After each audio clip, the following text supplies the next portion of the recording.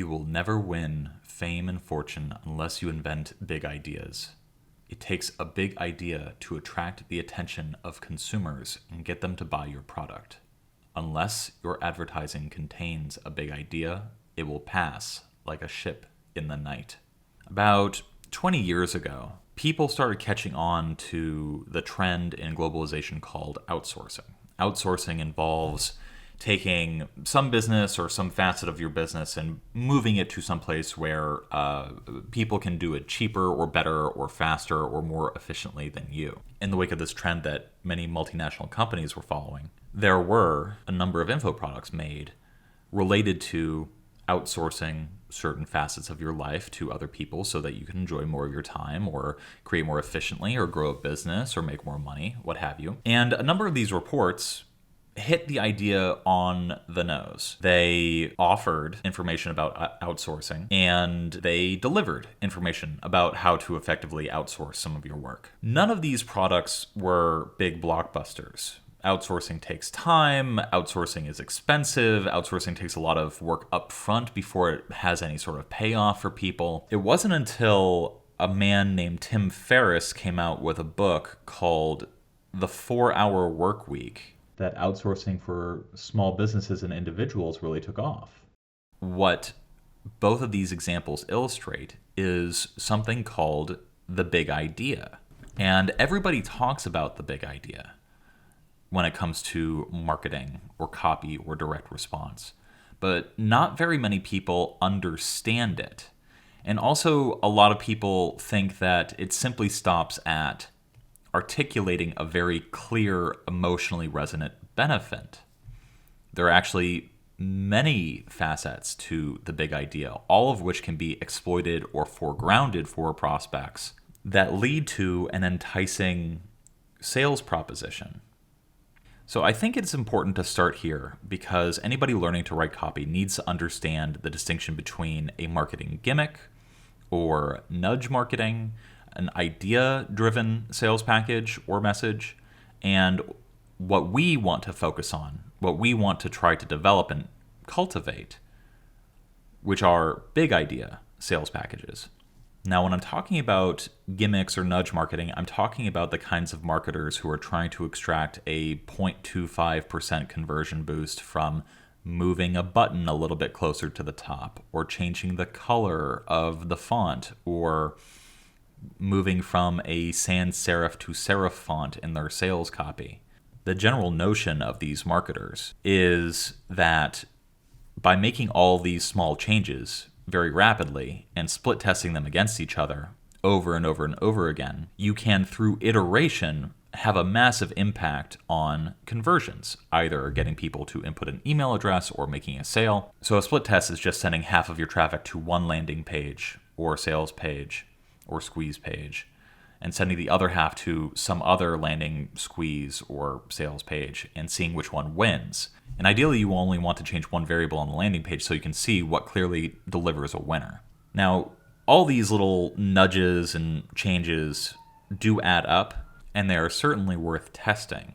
However, I've found in my experience that they work best for free reports, squeeze pages, landing pages that focus on trying to get an email address where there's less of a sales commitment. When a sale is involved, these nudges, these small changes, tend not to deliver outsized changes in result. But the one clear thing that can actually boost sales or boost conversions by 25 to 50 to 100% is testing a new idea, and in particular, trying to find some big idea to present to readers that resonates with them and entices them and persuades them to buy the content that you are selling.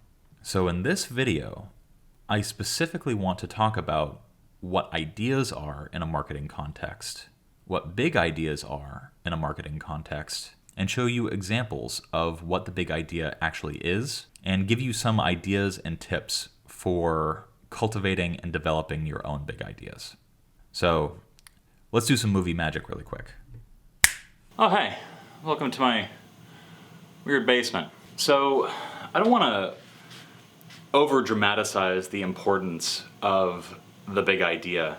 While yes, it's one of the main thing that sets apart a breakout package and, you know, any sort of breakthrough offer or sales message, I would say between 50 to 60% of a business's revenue actually comes from probably smaller ideas, gimmicks, things like that. I also don't want to romanticize the big idea.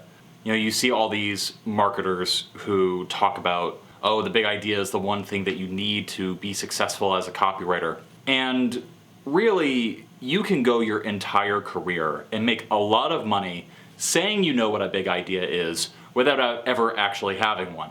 And to sort of elaborate on that, an idea in a sales message or any sort of copy package has a, how should I say, freshman composition flair to it. An idea really is just a thesis in your sales message. And in that sales package, you are taking the time to prove out that thesis. And then the conclusion is the call to action based upon the conclusions that that thesis leads you to. In a sales message, the thesis is usually this mechanism can lead to X result, and because of that, you need to buy a newsletter that gives you more information to take advantage of whatever that may be. So one of the most famous big idea packages at the end of America, the big idea there was very simply this. The US dollar is the world's reserve currency. There is reason to believe that it will no longer be the world's reserve currency soon, and as a result, we're going to see a huge amount of catastrophic damage to the US economy. Therefore, conclusion time, it's incumbent upon readers to take steps to protect their family and set themselves up to potentially profit with information that, hey presto, is in the newsletter. That's it. That was the big idea. So based on what I just said, I think you should start to realize by now that a big idea is not a headline, it's not a hook, it's, you know, not a way of positioning a product, it's not a unique offer, it's not a tagline, it's not a pattern interrupt, all these things. A big idea is simply an arresting, emotionally compelling, thoroughly engaging notion that effectively grabs a reader by the balls and says, you have to pay attention to this. You have to take action on this. Your life depends on it. That's overly dramatic, but that's effectively the kind of emotional response that we're trying to get at. Oh hey, Sean from the future here. So one thing that I neglected to mention at this point in the video was the why we want a big idea in our financial packages.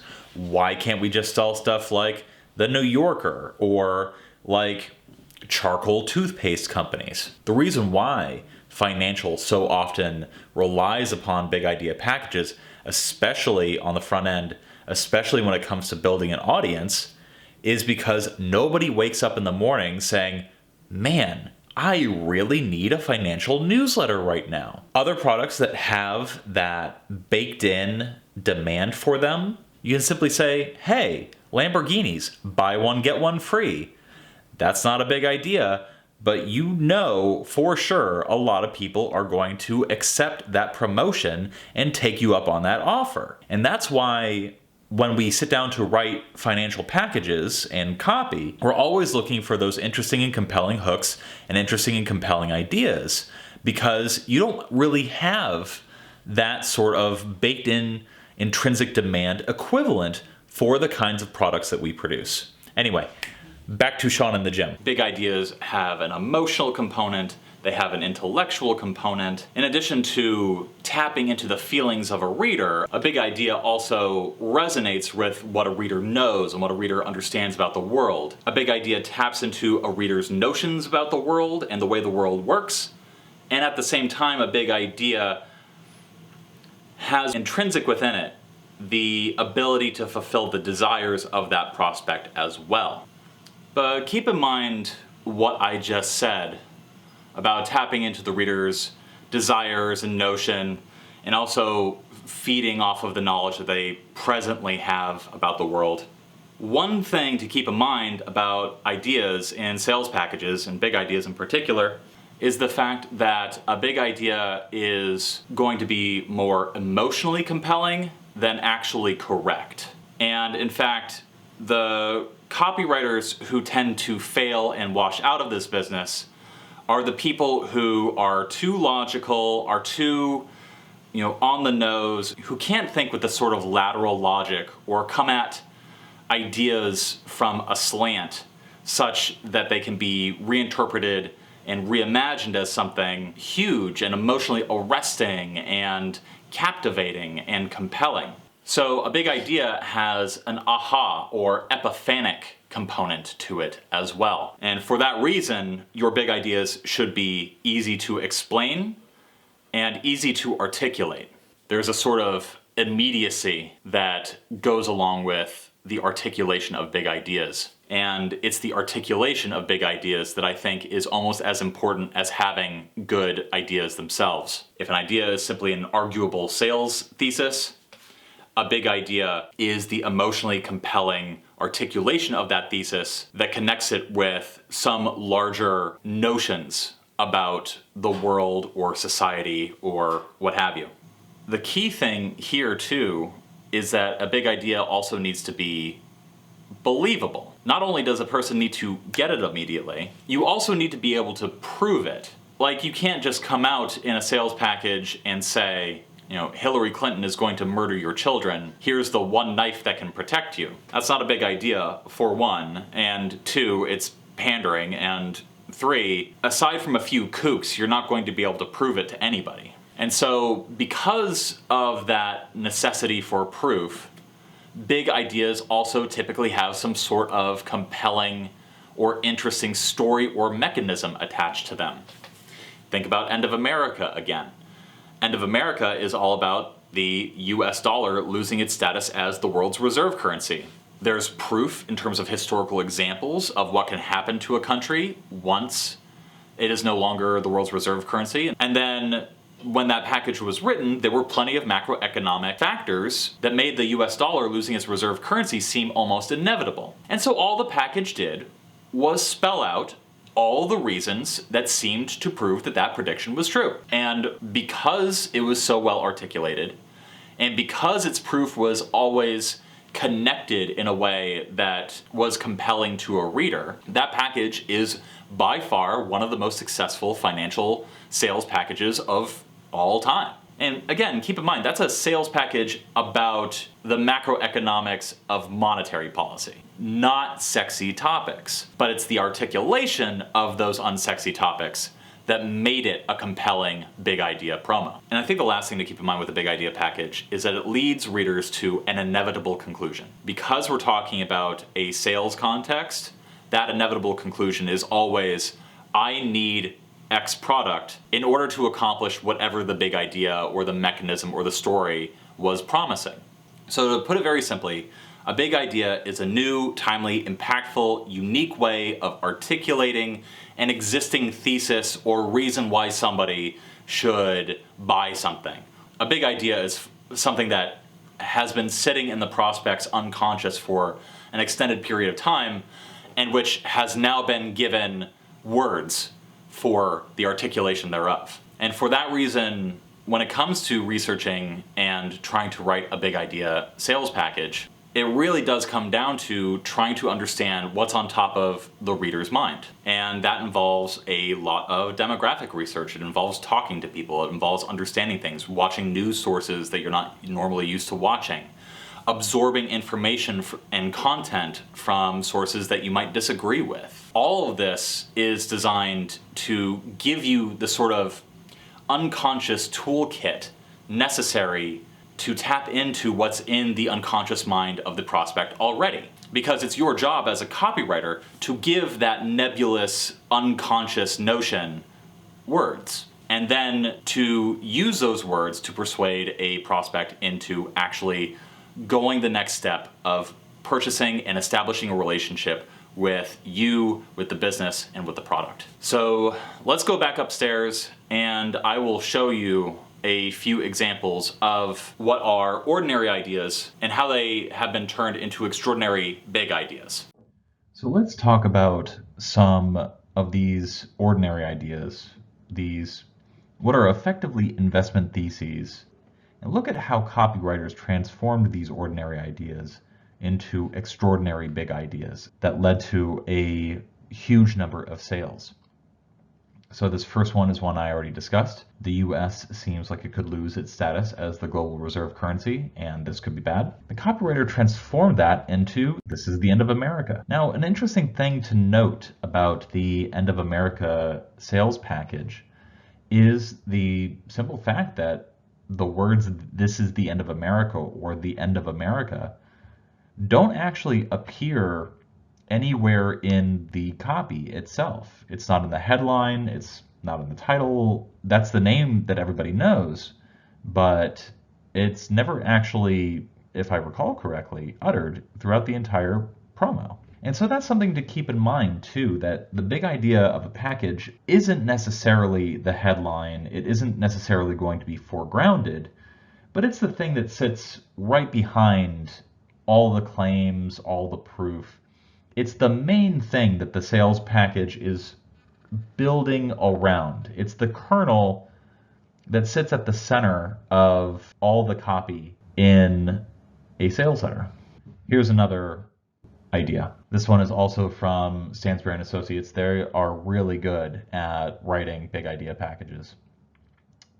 Telecoms are laying a lot of fiber optic cable and it's making their stocks go up. So this came out circa 2000, 2001, and that was transformed into this. There's a new railroad across America, and it's making some people very rich. I'm going to use headlines that articulate the big idea of the package for the sake of convenience.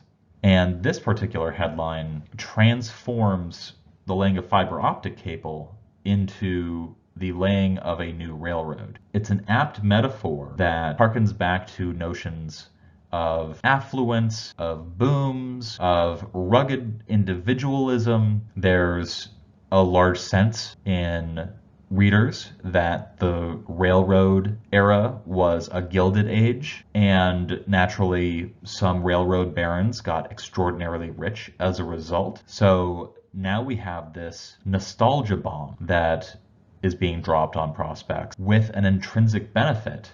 And that's one reason why this sales package did so very well. Here's another one. Geologists have discovered a huge crude oil deposit in France. And the copywriter, a guy by, I believe his name was Jay Livingston, really, really good guy. He took this idea and transformed it into this. Texas company tapping $2.8 trillion oil reserve under the Eiffel Tower.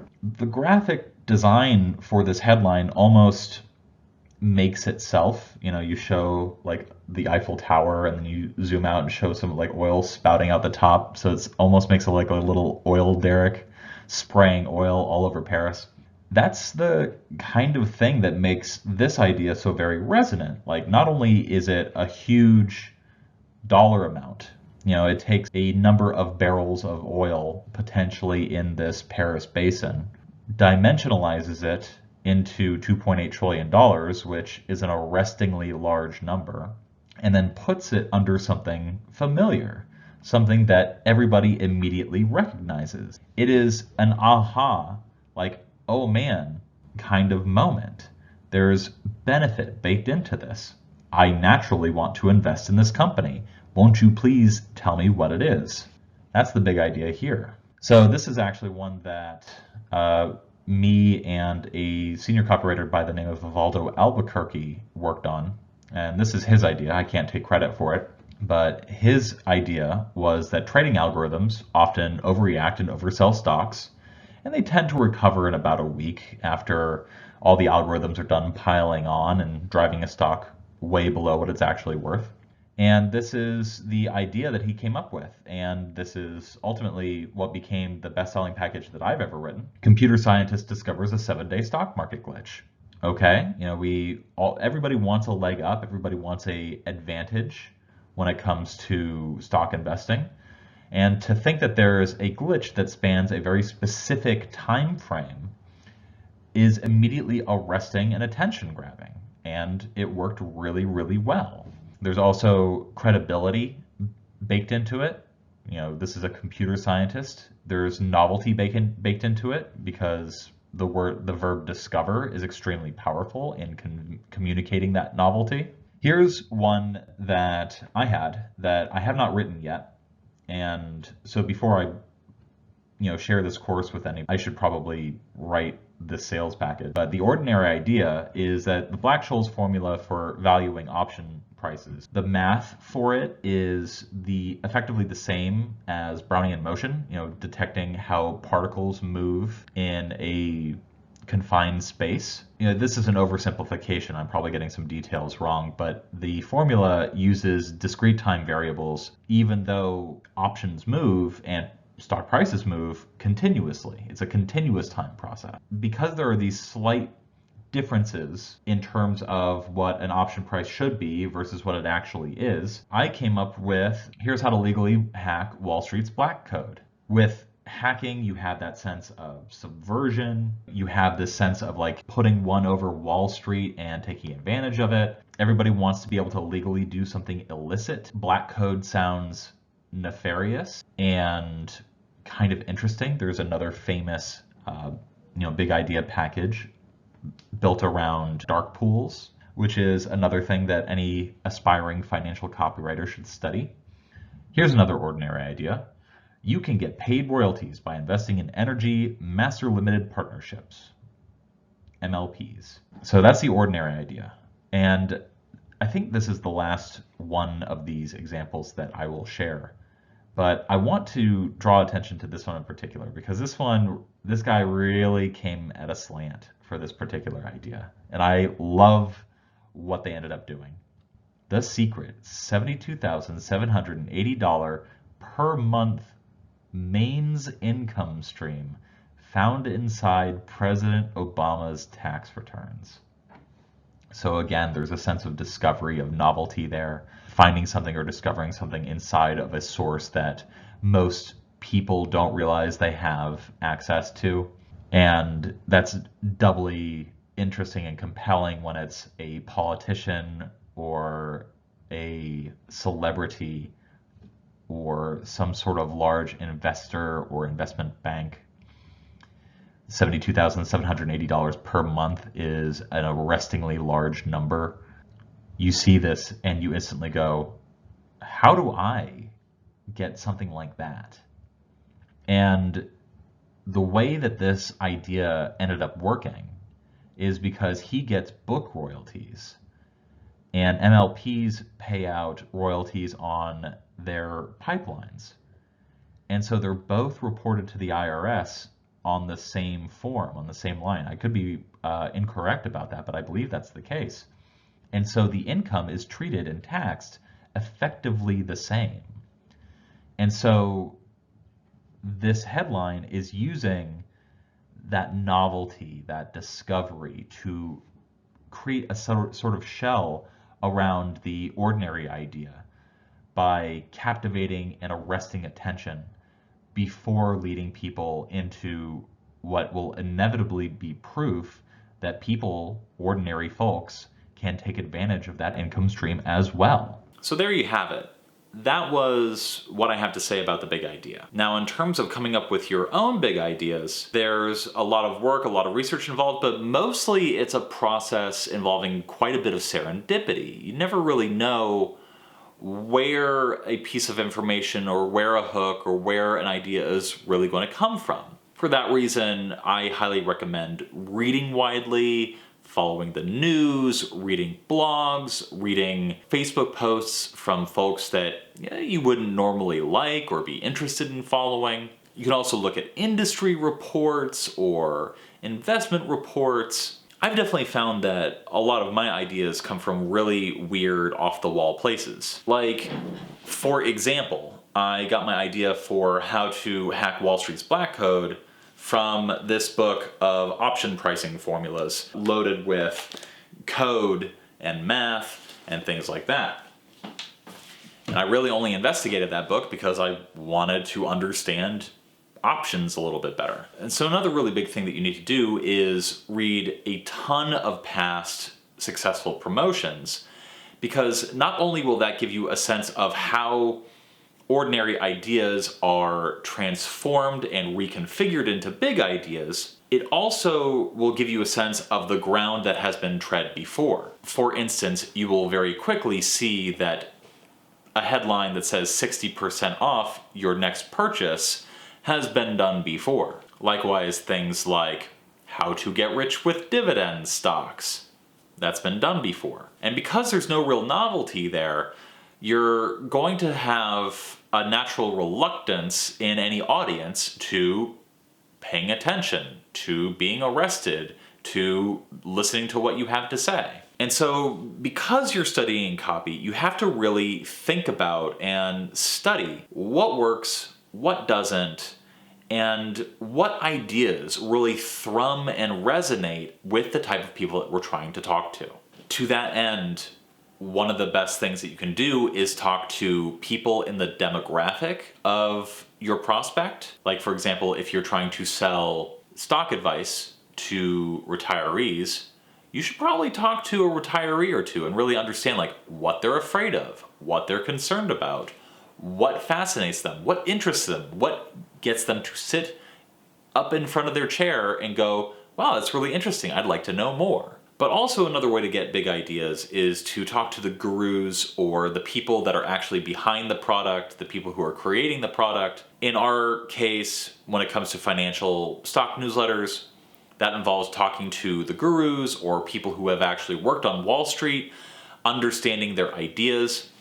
And what you'll find is that more often than not, these folks are so locked in to what is typically a good investment thesis that they can't accept the sort of lateral psychologic that's really necessary to come up with captivating, interesting ideas. What you'll typically experience is that you'll record an interview with this guru and be able to find or identify a little snippet of language or a metaphor that they used or an interesting finding that they had that they might not have even given a second thought to, and that will become the sort of central idea and focus of your own sales package. But again, I'm not going to say there's an easy way to hack or get around it. There's a lot of work and there's a lot of research involved. And for that reason, the job of a copywriter, especially a financial copywriter, is not a 9 to 5. It's more of a 25/8 366 kind of job. And so what I would recommend doing is starting to look around the world at how ordinary ideas have been transmogrified into bigger ideas, especially in the advertisements you see and especially in the media that you consume. Because big ideas, I mean, ideas, theses, claims that are provable and about the notions that the audience has, those are very common. But ideas that are really resonant and emotionally compelling and about a larger facet of one's notions about the world, those are harder to come by, and you really want to keep an eye out for them. Oftentimes, it'll slip right by you if you're not paying attention.